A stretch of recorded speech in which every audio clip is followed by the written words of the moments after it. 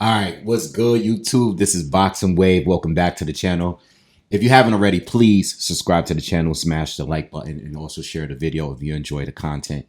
We're a few days away. Chris Eubank Jr. is going to be rematching Conor Benn, and I'm going to be discussing mostly the last fight. I'm not going to do a whole breakdown, their whole career. I'm going to touch on a few things, but I'm going to definitely focus more on the first fight that we saw earlier this year, which was a great fight. It definitely lived up to all of the hype. I remember when this fight was first announced back in 2022. A lot of people didn't like the fight because of, Conor Benn not really fully proving himself as a 147 pounder at the time, and Chris Eubank, who was much older, at 160, just wasn't a champion at the time, and fighting the guy that came up to division. And then not only that, but there was a whole weight issue. There was a catch weight. There was like a rehydration clause. There was a lot of stuff surrounding the first fight back in 2022. And just to entertain myself, and if you guys want, you could too. I went back to 2022 and I watched the original presser and the original face-off that they had, right? Back before the fight was canceled, because the fight was originally canceled back then because Conor Benn popped 30, and then there was a whole mess going on, and he fought a couple of times outside of the UK, and fight never happened. Chris Eubank went on to lose to Liam Smith, getting stopped in that first fight. So that first fight being canceled, it just messed up a lot of things for the both of them.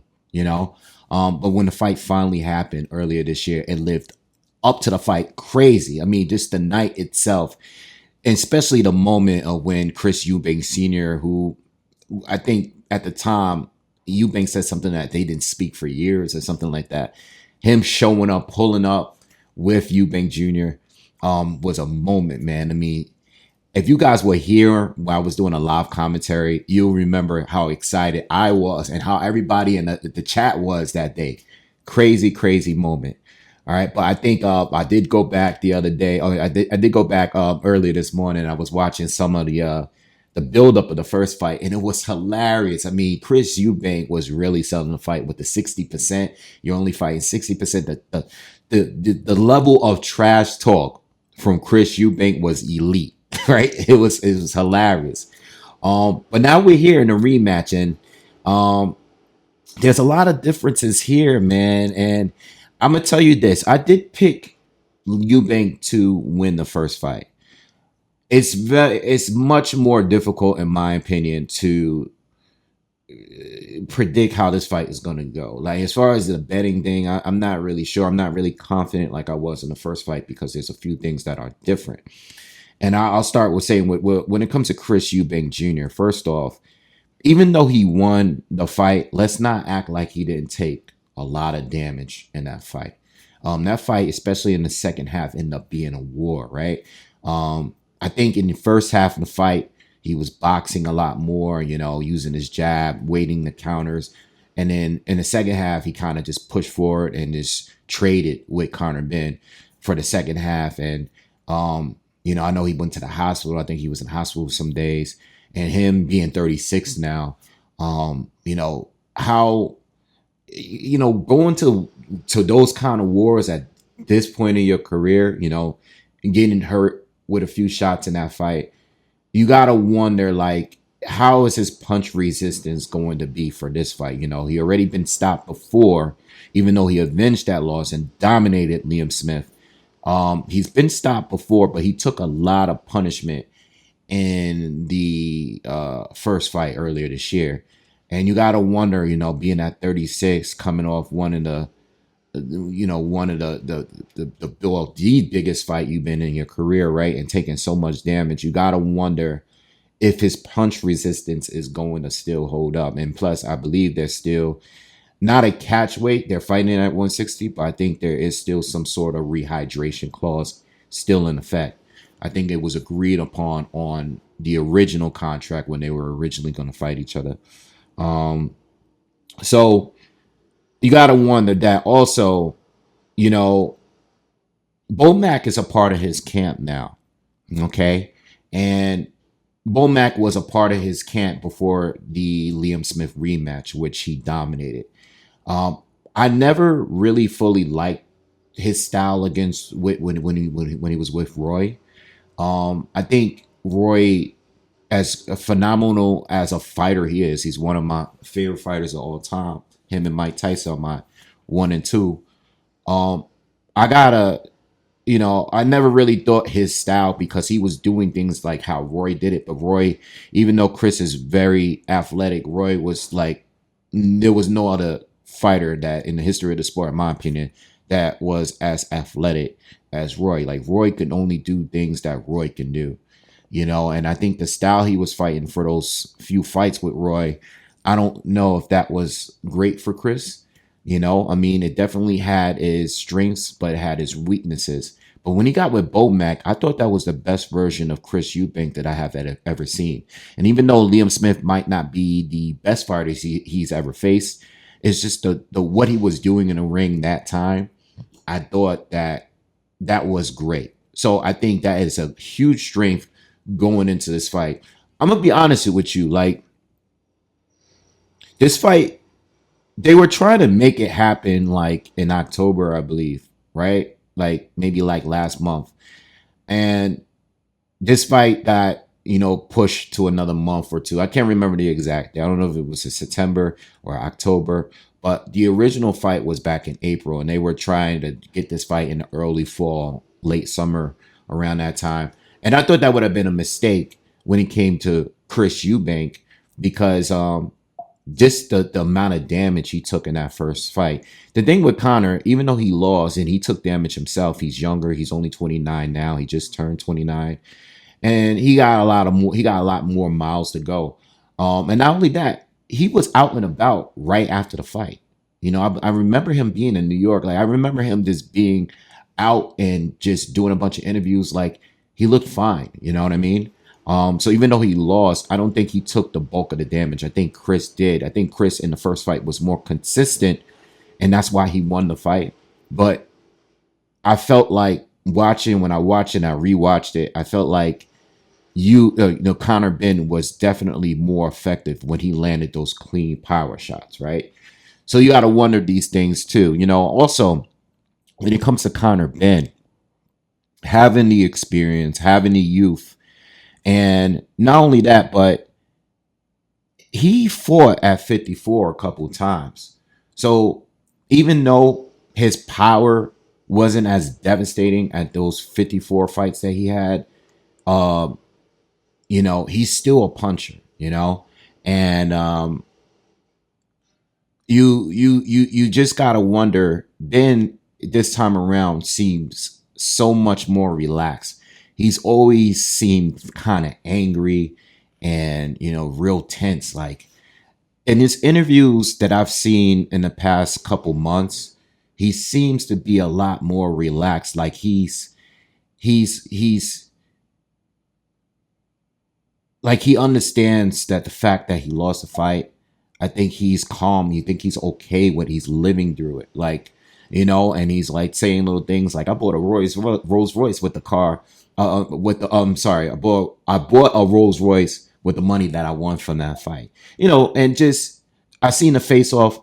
Conor looks like he's in a more relaxed space. And that's what happens sometimes when you go into a fight like that that's so personal, you lose, but now that O is no longer on your record and you're living with it. And I think a lot of fighters, once they get rid of that pressure of losing and defeat, a lot of fighters become better after that. It's no longer having that pressure of being undefeated. It's no longer there. It's never coming back. So with that being said, Conor is more relaxed, and I want to see if that's going to translate over into the ring that night, because I think that could be a key to him winning the fight if he is going to win, and I don't know. So I think this fight is much harder to call because even though Chris Eubank won, I just don't know. It's not like he dominated him. It was still a close fight, and I just don't know about the punch resistance and stuff like that. I'm definitely questioning that this time around. So let's get into it. So when it comes to Chris Eubank, I think Obviously he has the height, the reach, overall he's a size advantage. And even though there is a rehydration clause, he still has the size advantage overall, right? But the key is the jab. The key is the jab. The jab has always been a key. That's his biggest strength in his fights, especially in the first fight with Eubank, probing and just using that lead hand to keep the distance, be effective with the jab, set up his punches, and move well. You know what I mean? At the end of the day, he came forward in the second half, but he didn't really have to. He was using his jab, and then at times, Conor Benn likes to rush in, especially low. He likes to get low, rush in, and start swinging power shots, right? Chris Eubank will wait for the uppercut, land the uppercut, land the straight right hand after the jab, or catch him with a check left hook, He was waiting and being patient with his power, whereas Chris Eubank was being very aggressive, and you would get a jab from Ben every now and then, but most of the times he drew punches with bad intentions all the time. And that's going to drain you at some point. When you're coming out fighting very emotional, like a madman, you're going to come in and you're throwing power with every shot. It's like every shot, you're going to try to knock out your opponent. And I think what Conor Benn really needs to understand here, even though he was able to do damage in that first fight, that you're not going to always Chris Eubank is not Chris Algieri. You know what I mean? He's not these guys he had fought like Kieran and some of the other guys he fought at 47. We learned that in the Adrian Granados fight, where that like you're not going to do well if you're just rushing and trying to land one big shot. So I hope with him seeming to be more relaxed and more mature in this fight, that we can see that in the ring, and he can hopefully set up something, get in range, not be so far out when looping that big right hand. You know how Chris fights now. You've been in the ring with him, and even though he's with Bomac this time, I think Bomac is, but he was with Jonathan Banks. It's not like Jonathan Banks was not a great coach. Jonathan Banks is an excellent coach as well.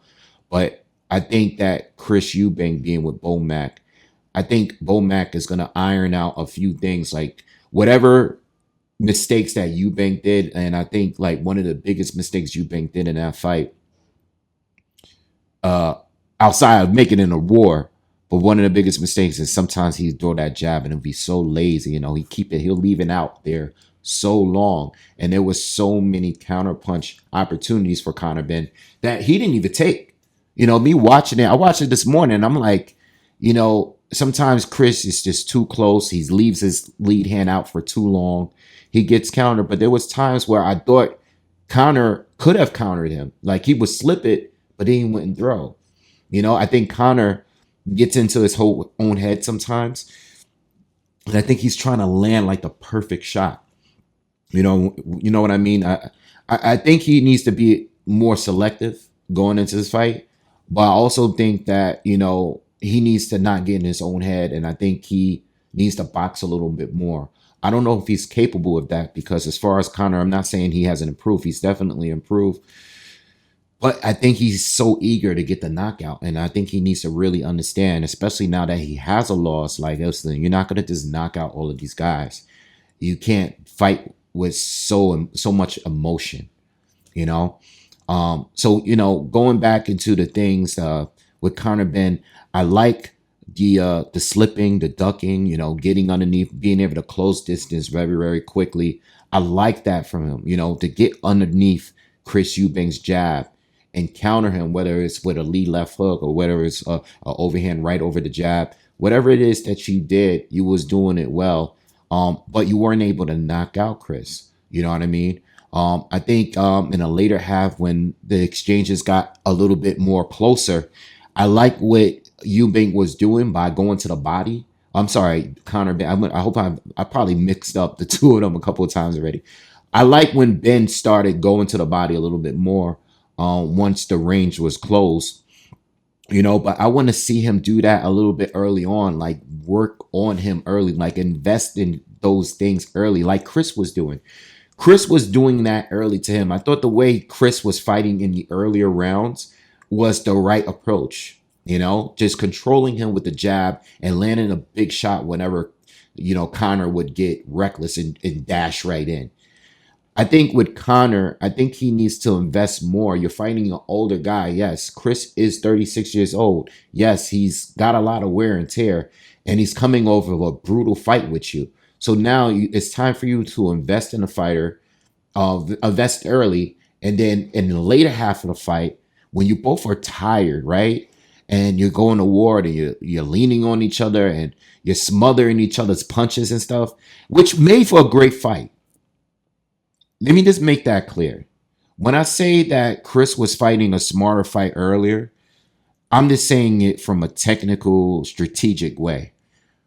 But the fight was an excellent fight because of how much of it turned into a war in the second half. So as a fight fan, I enjoyed it. It was my favorite fight of the year. But technically, I think Chris was doing far better when he was just plucking away at Conor Benn from long distance. I think when they started to exchange and stay in a pocket and just swing and go to war, that was where Conor was doing the better work. It's just that Conor was throwing a whole lot less because he had a bigger man leaning on him, throwing more punches. Like if we're talking, yeah, I'm bringing up age, but it seemed like Chris. It seemed like Chris had the better volume. But I think Conor, whenever he landed clean, it definitely would affect Chris Eubank. Also, I think Chris Eubank, when he does get caught with a good shot, he likes to get his revenge. He doesn't like back off a little bit and reset himself. I think when he got caught with a good shot in the earlier rounds, I think he would tie up Conor so he doesn't just go crazy. But in the second half of the fight, he just went to war and he was just fighting reckless himself. And even when he got clipped and he lost his balance or he was like buzzed by a good shot, he kept swinging anyway. It showed that he's a warrior. But at the same time, it also shows like there's opportunities there for Conor Benn to catch him with a good shot and capitalize off it if he is to catch him with a good shot in this rematch here. So all of these little things, I don't think there's much that's going to change. I think Conor could come off being mature now, but when the fight start, he might fight like a madman, like he normally does. And then when it comes to Chris, we just gotta wait and see if there are going to be any key differences now that he's training with Bomac, if he's going to learn from certain mistakes. I'm not going to make this too long, all right, because I'm not putting any money on this. At least I don't think I am, because I think Ben has a better chance of winning a rematch. I think whatever I had it, I normally give you some kind of ratio like 60-40. Maybe I had it 60-40 in the first fight. Whatever I had it in the first fight, I think the gap is closer. I think Ben has a better chance of winning this time. And I'm not going to put any money on it because I think it's too hard to tell. But what I will say is this. It really depends on what fight that Chris Eubank fights. It depends mainly on two things. It depends on the fight that he fights, and it also depends on his durability, to me. Now, when it comes to Conor, if Conor decides to go and fight the fight that he normally fights, or like the fight he fought in the first fight, I still think he's more dangerous. Even when Chris knows what he's going to do and being in there with him, I still think he's just as dangerous, if not more dangerous, because he's probably confident. Like, I know I can hurt this guy. I know I had him in the hospital for some days after the fight. I know what I can really do. And it really depends on Chris. If Chris fights a smarter fight, it might take away from the war. or how great this fight could be. But I think he would win more convincingly this time. But if he goes in there and decides that he wants to trade with Conor again, like the way he did in the second half of the fight, I think he puts himself at risk of getting hurt more and possibly getting stopped. And, I think if this fight happens to be very, very close, I can see Conor winning either on points or by knockout. I'm not expecting a knockout in this fight. We didn't get one in the first fight. We didn't even get a knockdown technically. Um, but I'm gonna probably lead towards Chris Eubank winning another decision. All right.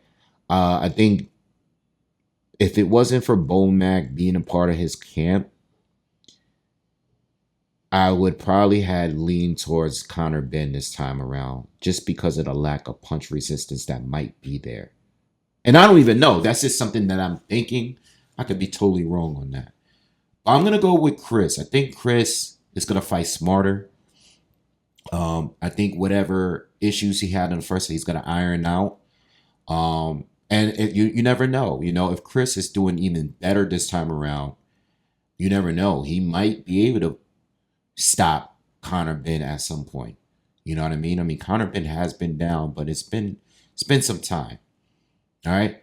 I'm gonna go with Eubank again, but it's a lot more risky than the first fight. I was way more confident in Chris Eubank winning the first fight, even though it was close. This time around, I don't know. I don't know if it's 50-50, but I think it's pretty damn close to it. All right. This time around. Anyway, I'll see you guys Saturday. Hope you enjoy the breakdown. And please, again, subscribe to the channel, smash the like button. And I'll see you guys on the next one. Peace.